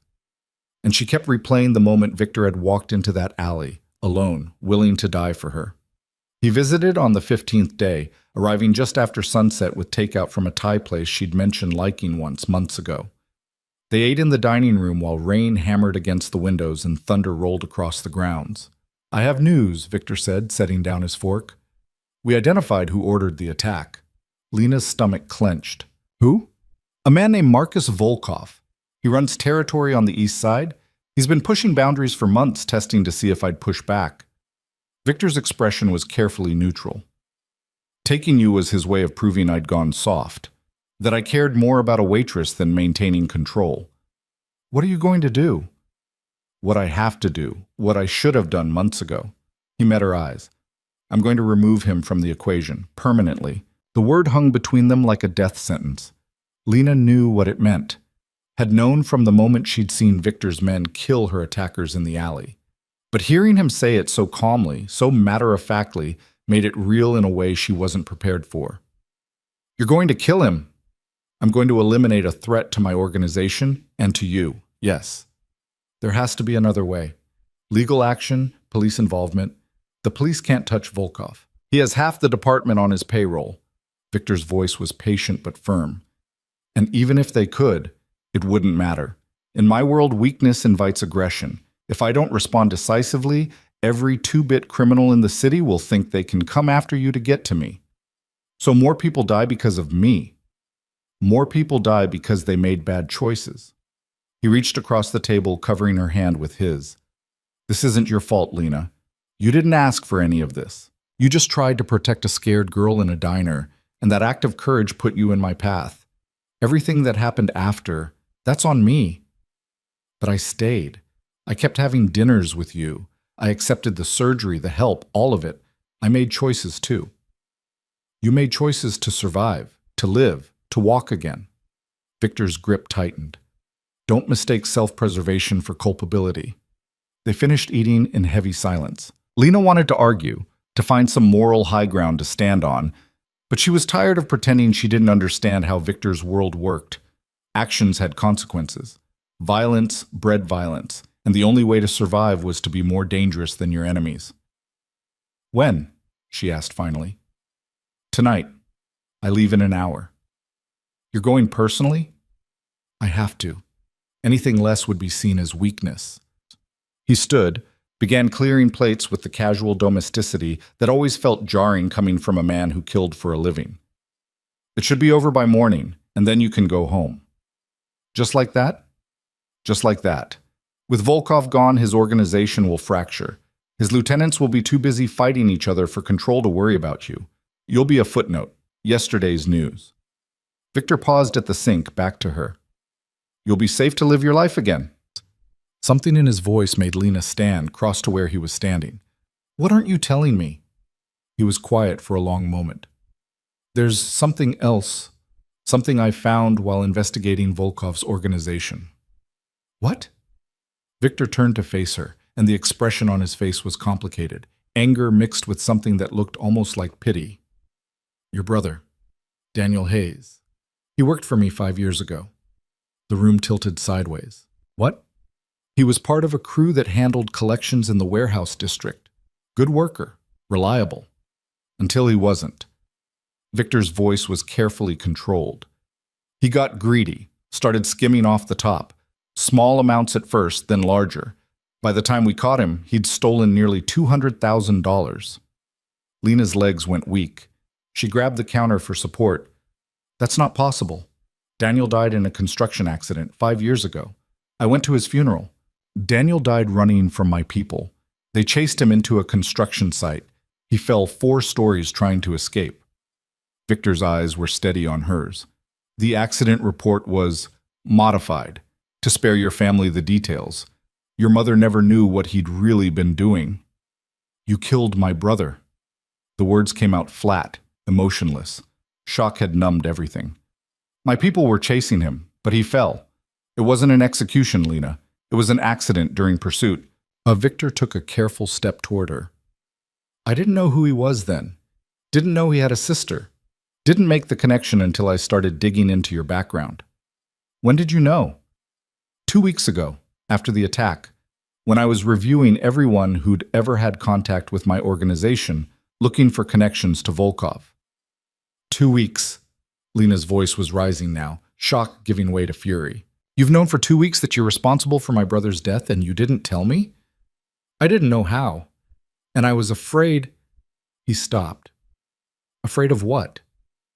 Afraid you'd look at me the way you're looking at me right now, like I'm the monster everyone says I am. Lena wanted to scream, wanted to throw something, wanted to hurt him the way she was hurting. Her brother, reckless, charming Daniel, who'd promised to help with their mother's medical bills and then died before he could, had been a criminal, had stolen from Victor Kane, had died running from the consequences. And she'd never known. Did he suffer? The question came out broken. No, it was instant. I made sure to verify. Victor's composure was cracking. I know that doesn't help. I know nothing I say can change what happened. But I need you to understand. I didn't know about you then. If I'd known he had a sister working herself into the ground to survive, I might have handled things differently. Might have? I don't know. Maybe. Maybe not. He ran a hand through his hair, frustrated. I can't change the past, Lena. I can only tell you the truth now and hope you don't hate me for it. I should hate you. Lena's voice was shaking. I should walk out of here and never look back. You should, and you can. I'll have James drive you anywhere you want to go. I'll make sure you're protected until Volkov is dealt with, and then you'll never have to see me again. Is that what you want? No. The word was raw, honest. But it's what you deserve, a life that isn't complicated by me, by my world, by the violence that follows me everywhere I go. Lena closed her eyes, trying to process everything. Her brother had been a thief. Victor's people had chased him to his death. And the man who'd saved her life, who'd given her the ability to walk again, who'd become something close to a friend over months of Friday dinners, had been indirectly responsible for the worst loss of her life. It should have been simple, should have been a clean break. But nothing about this had ever been simple. I need time, she said finally. I need to think. Take all the time you need. Victor moved toward the door, then paused. For what it's worth, I am sorry. Not for enforcing consequences. Your brother made choices and paid for them. But for the pain it caused you, for your mother dying not knowing the truth, for the years you spent struggling alone because he wasn't there to help. I'm sorry for all of it. He left before she could respond. Lena stood in the kitchen of the safe house, surrounded by luxury she'd never asked for, and cried for the first time since the attack. For Daniel and his stupid choices. For her mother who'd died believing her son was a hero. For the girl she'd been before the accident, before the medical bills, before Victor Kane walked into her life and turned everything upside down. And for the future she could feel slipping away with every revelation. She didn't sleep that night, just sat in the window seat watching lightning crack across the sky and wondering how many people would die before morning. Victor, Volkov, men whose names she'd never know, but whose blood would be on her hands anyway, because this war had started the moment she'd thrown herself in front of Emma. Dawn came gray and cold. Lena was still sitting in the window when her phone buzzed with a text from James. It's done. Mr. Kane is safe. Volkov is no longer a threat. No details. No mention of how many people had died. Just clean professional confirmation that Victor had done what he'd said he would do. Eliminated the threat. Lena should have felt relieved, should have felt safe. Instead, she felt hollow. Victor didn't visit the next day or the day after. James came instead, delivering food and updates and careful inquiries about whether she needed anything. She knew Victor was giving her space, time to process, to decide. On the third day, Emma showed up at the safe house. Lena was so surprised to see her that for a moment she just stood in the doorway staring while the young woman shifted nervously on the front steps. Emma? How did you... Mr. Kane sent a car for me, said you might want to see a friendly face. Emma's eyes were huge, taking in the mansion behind Lena. This is where you've been staying? It's temporary? Lena stepped aside, let her in. How are you? How's the diner? Weird without you. Marcus keeps asking when you're coming back. Emma followed her to the sitting room, perched on the edge of an expensive sofa like she was afraid she might break it. Are you okay? There were rumors about what happened, people saying you were attacked, that Mr. Kane, that people died. It's complicated. Everything about this is complicated. Emma's voice was soft. But I wanted to say thank you for what you did that night at the diner, and for whatever's happening now. I know it's because of me, because you protected me. This isn't your fault, Emma. Maybe not, but I still feel responsible. The girl twisted her hands together. Mr. Kane came to see me last week. Did you know that? Lena's stomach dropped. What? Why? To make sure I was safe, to offer protection if I needed it, and to tell me that you were the bravest person he'd ever met. Emma met her eyes. He said you changed him, made him remember what it felt like to care about someone other than himself. He said that? He also said he'd never forgive himself if anything happened to you because of him, that he was trying to fix it, but he didn't know if you'd ever trust him again. Emma leaned forward. What happened, Lena? What did he do? So Lena told her about the dinners, the surgery, the attack, about her brother and the terrible coincidence that had connected her to Victor before she'd ever known his name, about the choice she was facing now, walk away and be safe, or stay and accept that loving someone dangerous meant living with constant threat. Loving? Emma picked up on the word Lena hadn't meant to use. You love him? I don't know. Maybe. Lena pressed her hands to her face. How can I love someone who's responsible for so much pain, who kills people as casually as I pour coffee? Who built an empire on fear and violence? But he also saved you, gave you your life back, protected you when he didn't have to. Emma's voice was gentle. People aren't just one thing, Lena. They're complicated, messy, full of contradictions. Maybe Mr. Kane is a monster, but maybe he's also a man trying to be better because of you. That's too much responsibility. Love usually is.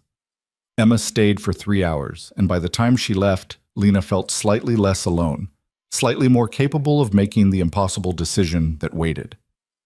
That evening, Victor finally came back. He looked exhausted. Shadows under his eyes, tension in his shoulders, the kind of weariness that came from violence and its aftermath. But his eyes lit up when he saw her, just for a moment, before the careful mask slid back into place. "How are you?" he asked. "I'm not sure yet." Lena gestured to the sitting room. "We should talk." They sat across from each other, the coffee table between them feeling like a canyon. Rain was falling again, softer this time, pattering against the windows in rhythm with Lena's heartbeat. "I've been thinking about what you told me," she said. "About Daniel." And I hate that it happened. I hate that he made those choices. I hate that he died scared and alone." She took a breath. "But I don't hate you for it." Victor's expression flickered with surprise. "You should." "Maybe, but I've spent the last 3 days thinking about who Daniel really was. And the truth is, I didn't know him as well as I thought. He was my big brother, and I loved him, but he made his own choices. Bad ones. And he paid for them." Lena met Victor's eyes. "You didn't kill him. Your people were doing their jobs. He ran. He fell. It was a tragedy, but it wasn't murder." "That's generous of you." "It's honest, which is what you've always asked me to be." She leaned forward.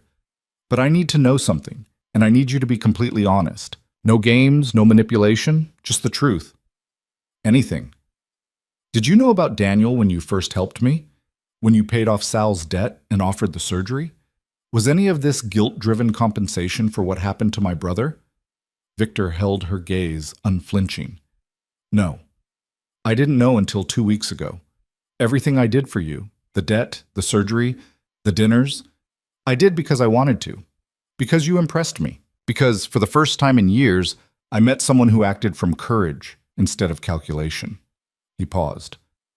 "Learning about Daniel changed nothing except making me realize how deeply our lives were already connected. Fate or coincidence, I don't know. But it wasn't guilt." "Okay?" Lena believed him. She didn't know why, but she did. "Second question. What happens now? Volkov is gone. The threat is eliminated. So what comes next?" "That depends on you." Victor's voice was careful. "You can go back to your life. I'll make sure you're protected from a distance. We can end the Friday dinners and the arrangement. You'll be safe and free. Or you stay in my life. Fully. Not as an obligation or a weekly dinner companion, but as someone who matters to me. Someone I want to protect not because I have to, but because I can't imagine not doing it." He stood, crossed to the window, stared out at the rain. "I know what that means. The danger, the complications, the fact that being connected to me will always make you a target. I know it's not fair to ask, but I'm asking anyway." Lena's heart was pounding. "Why?"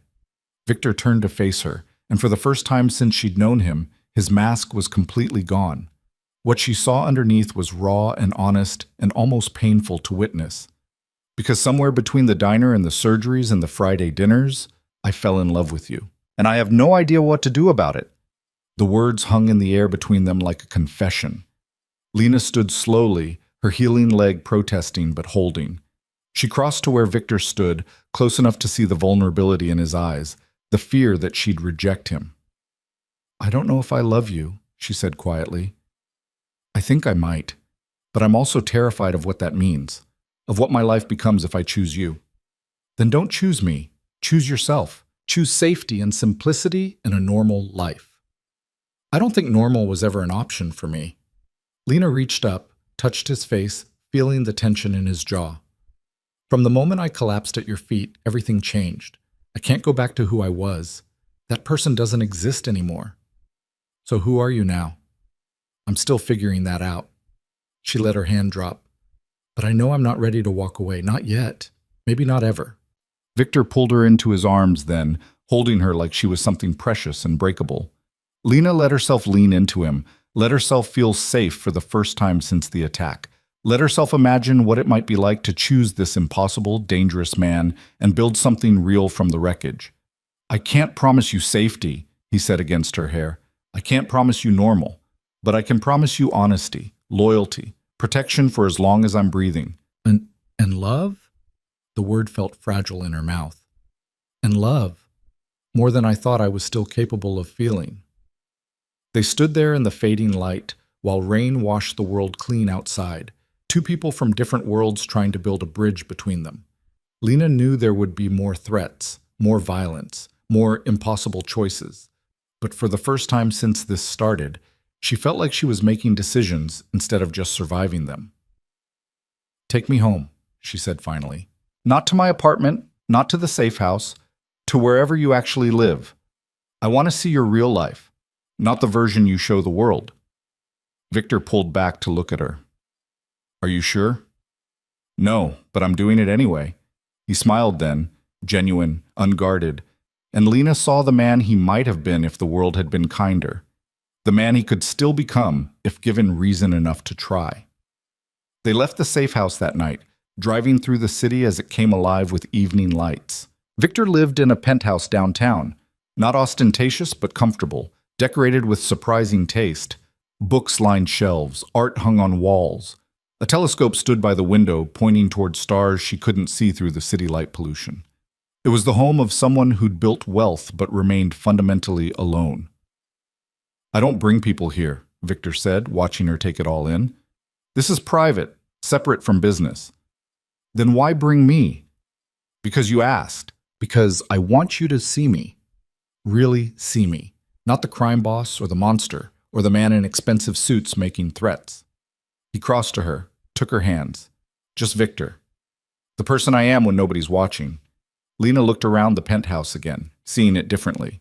The books were philosophy and history. The art was modern but thoughtful. The telescope suggested someone who looked up even when surrounded by darkness. "I see you," she said softly. "And you're not what I expected."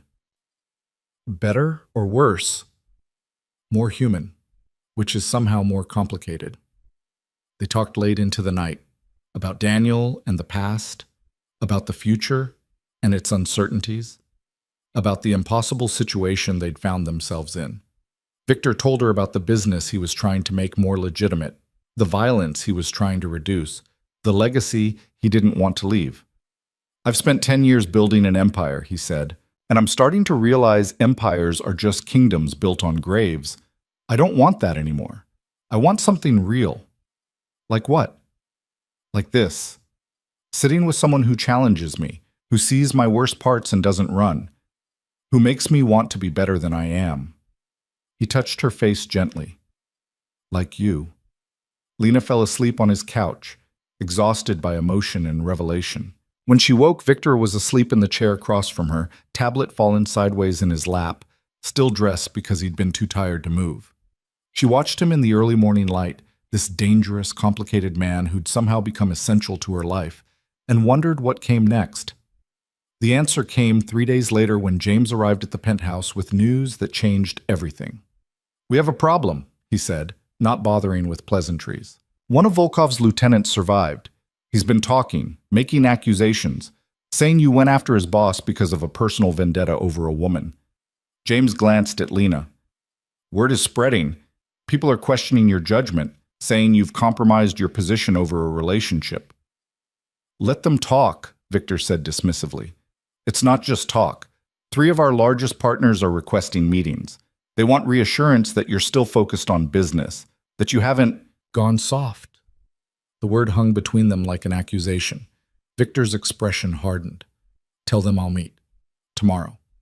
All 3 at once. And I'll make it very clear that my personal life doesn't affect my business decisions. And Miss Hayes stays with me, under protection, non-negotiable." James left, and Lena felt the walls closing in again. The brief respite was over. Reality was reasserting itself with sharp teeth and clear stakes. "This is what I meant," Victor said quietly. "About the cost.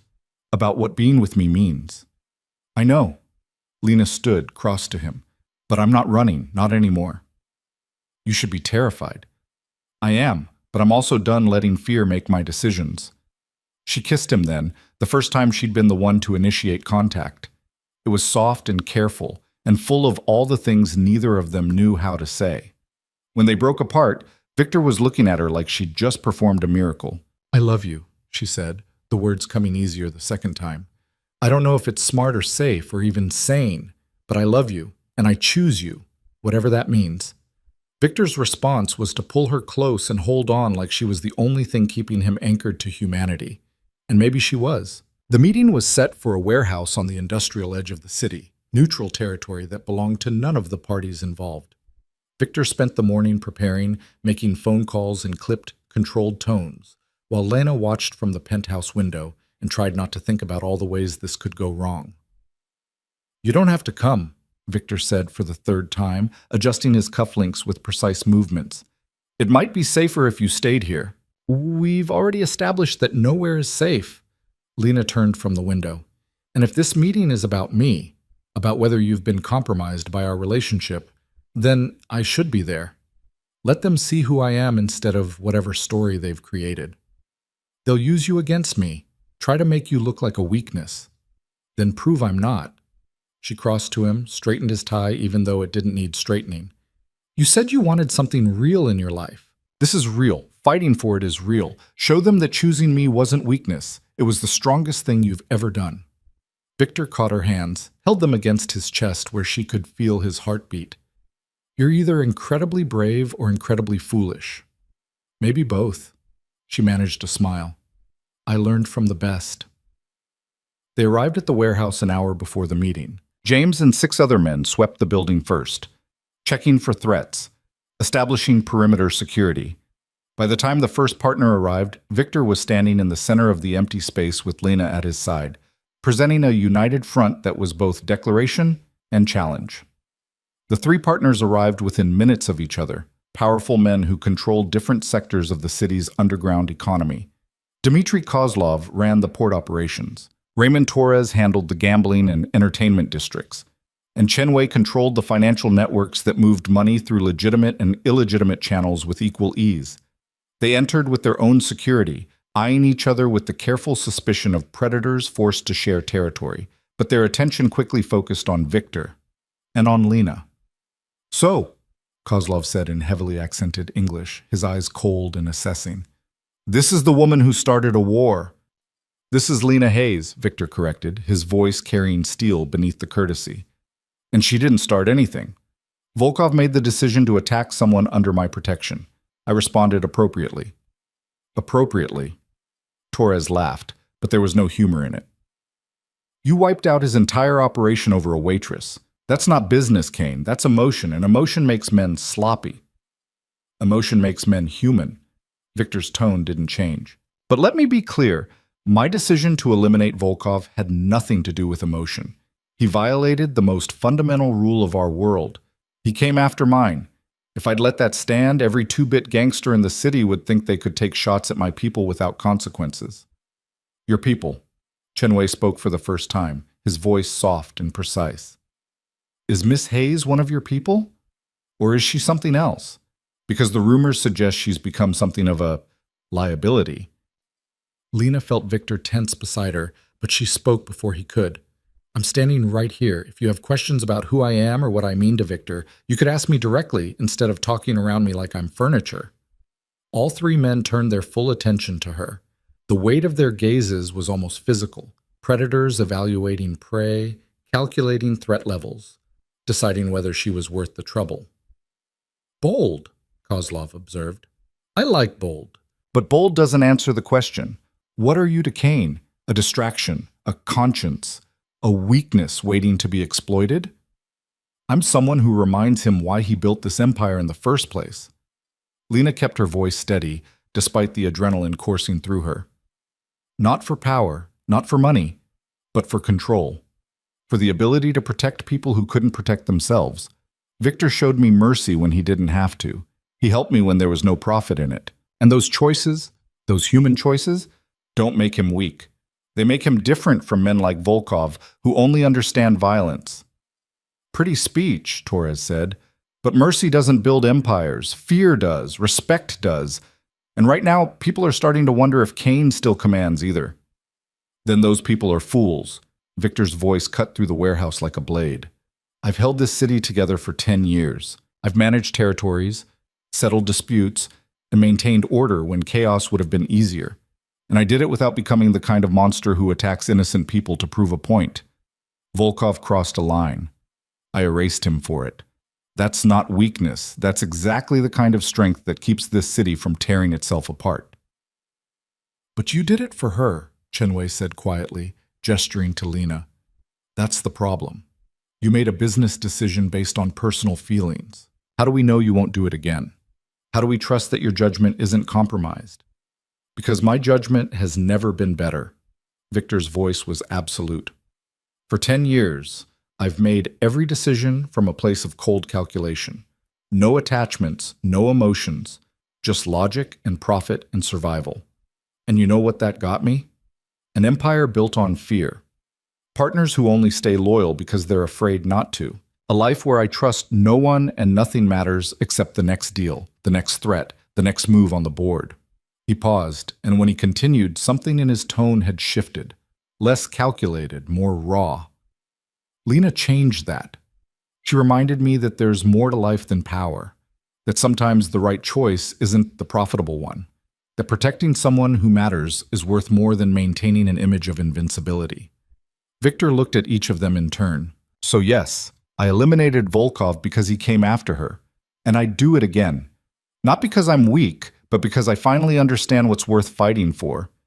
If that's a problem for any of you, say it now. We'll settle it here, and whoever walks out of this warehouse will know exactly where everyone stands. The silence that followed was profound and dangerous. Lena could feel violence hovering in the air like a held breath, waiting to see which way the room would tip. Chenwei was the first to move. He stepped forward, studying Victor with sharp, intelligent eyes. You've changed, Kane. That much is obvious. The question is whether you've changed for better or worse. Better, Victor said without hesitation. Ask anyone who works for me. Ask whether I'm more fair now, more measured, more willing to find solutions that don't involve bloodshed. I haven't gone soft. I've gotten strategic. There's a difference. Show us, Torres challenged. Prove that this isn't just about the girl. Prove you can still make hard choices. What did you have in mind? Torres pulled out a tablet, brought up a file, and showed it to Victor. Lena couldn't see the screen, but she saw Victor's expression harden as he read. This is Marcus Chen's operation, Victor said flatly. Your nephew. Chenwei nodded. Who has been skimming profits and selling information to our competitors.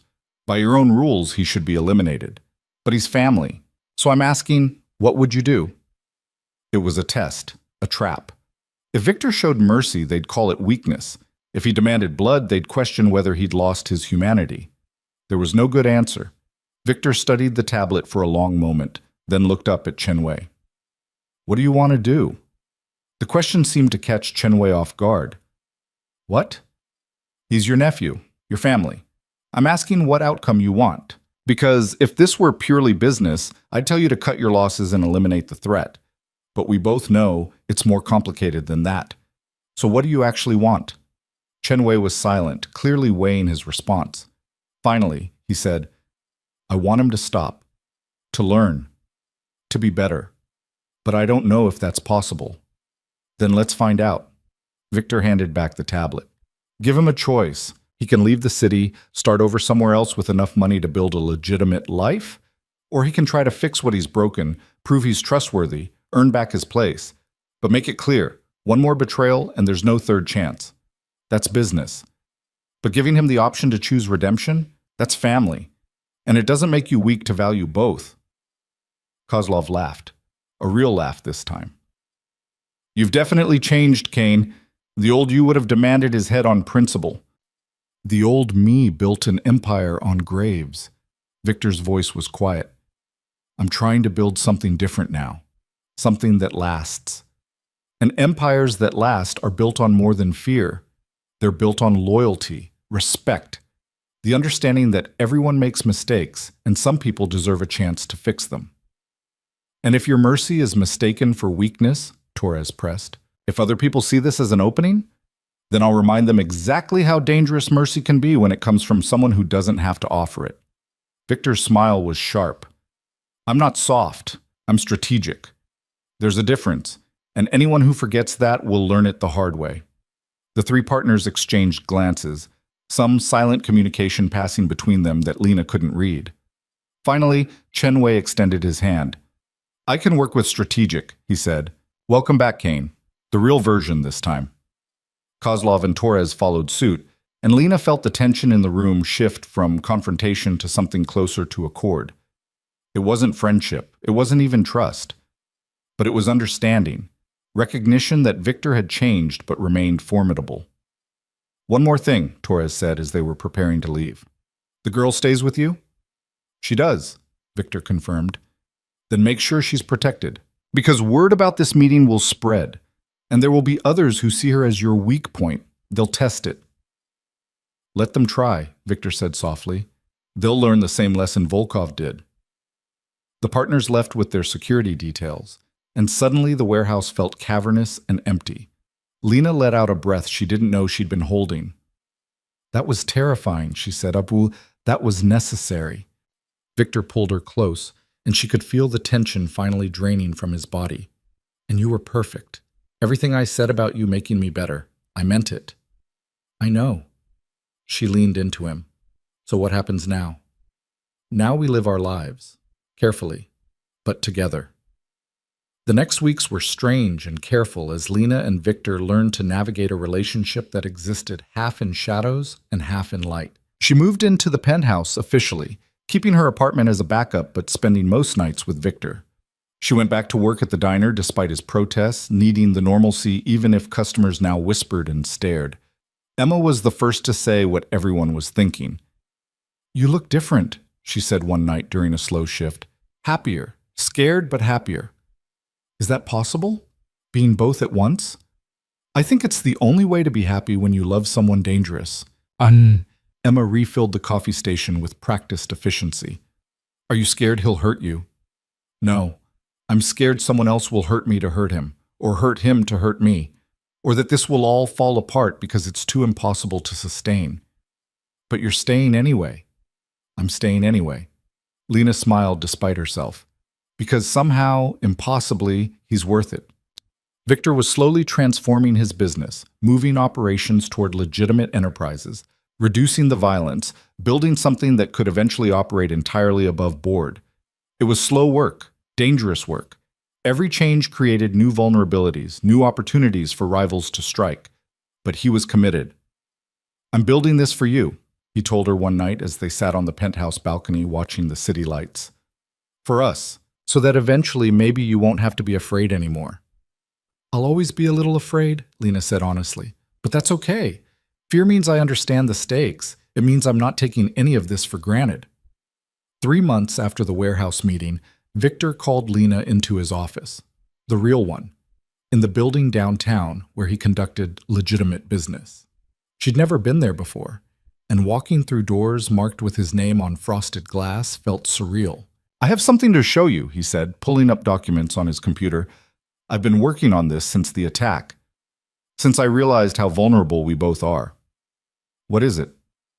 "A foundation, funded by my legitimate businesses. It provides medical care and support to people who can't afford it otherwise. People like you were. People my brother was before he made bad choices." Victor turned the screen so she could read. "I want you to run it." Lena stared at the documents, bylaws, funding structures, mission statements. It was real, substantial, a way to turn Victor's blood money into something that actually helped people. "Why me?" "Because you understand what it's like to be invisible, to need help and not know where to find it, to make impossible choices because the system failed you." Victor took her hands. "Because you have more courage and compassion in your broken leg than most people have in their entire bodies. And because I want to build something good with you, something that matters beyond profit and power. This would change everything." "I know. You'd have to quit the diner, spend your time running the foundation instead of pouring coffee. It would put you more firmly in my world, make you more visible as someone connected to me." He paused. "But it would also give you purpose, agency, a way to help people the way I helped you." Lena read through the documents more carefully. The foundation was real, properly structured, genuinely funded, designed to make actual differences in people's lives.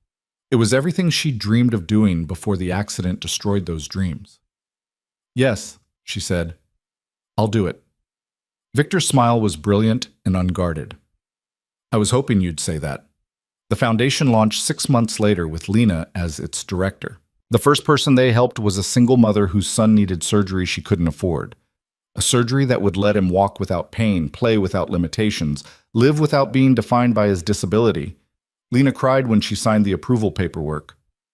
"This is what it feels like," Victor said, watching her. "Using power for good instead of control. I'd forgotten."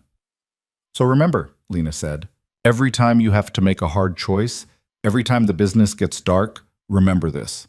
Remember that you're capable of more than violence." He kissed her then in the foundation's small office, surrounded by case files of people who needed help.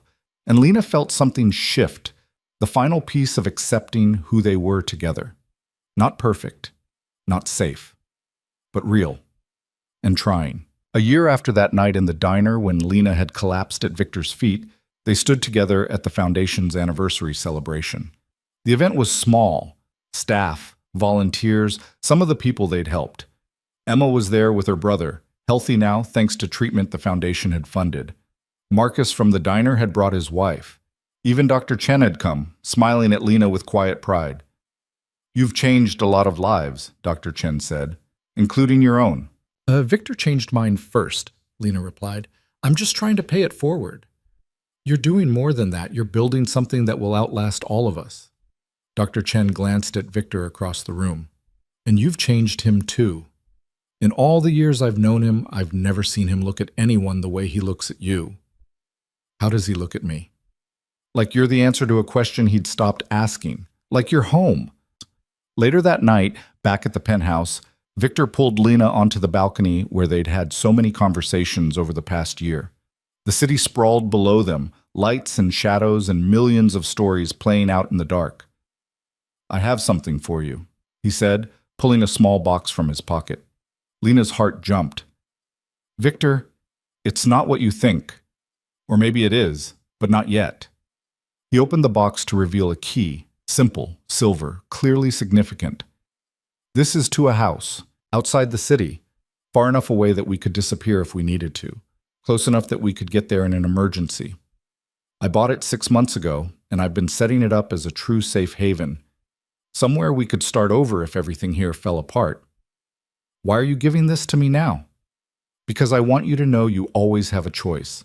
You can stay in this life with me, the foundation, the careful balance, the constant awareness of danger. Or if it ever becomes too much, you can use that key.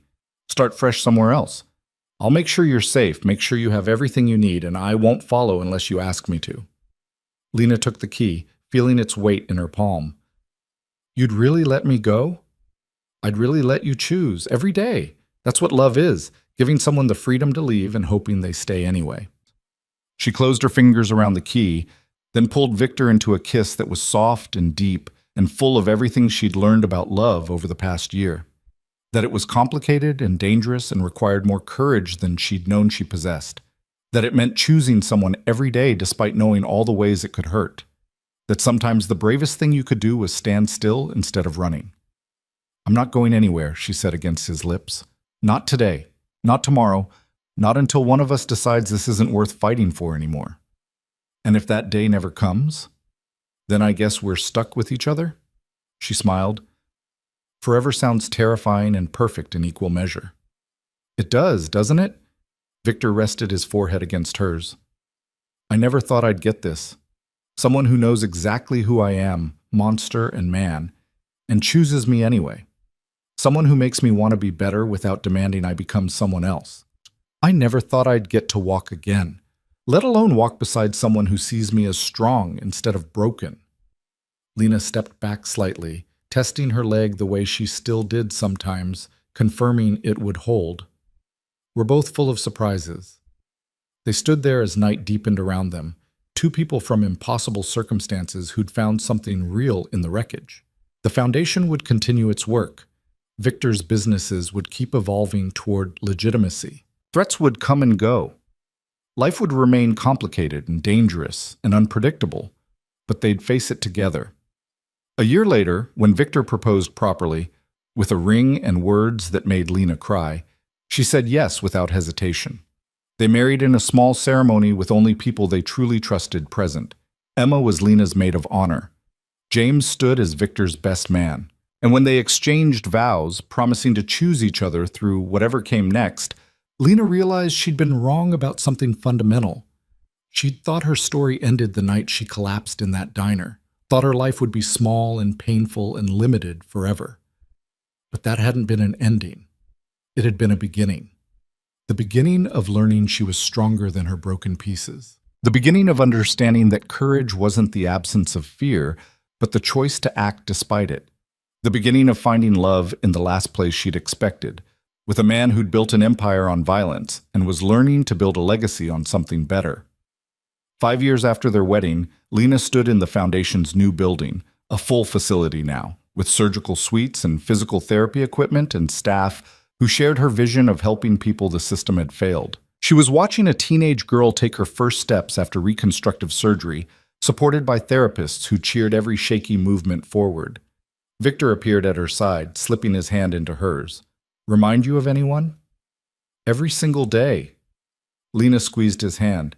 "That girl who couldn't run? She's running the show now." "Metaphorically." "Metaphorically," she grinned. "Though my leg's pretty good these days. Dr. Chen says I'm at 94% function, which is close enough to perfect for me." "You were always perfect." Victor pulled her close. "Broken leg and all." "Liar." "Honest. There's a difference." He kissed her temple. "Ready to go home?" "Always." They walked out of the foundation together, Lena's gait smooth and confident now, Victor's hand steady on her back. The city stretched around them, still dangerous, still complicated, still full of shadows that sometimes threatened to swallow the light. But they'd learned to navigate those shadows together.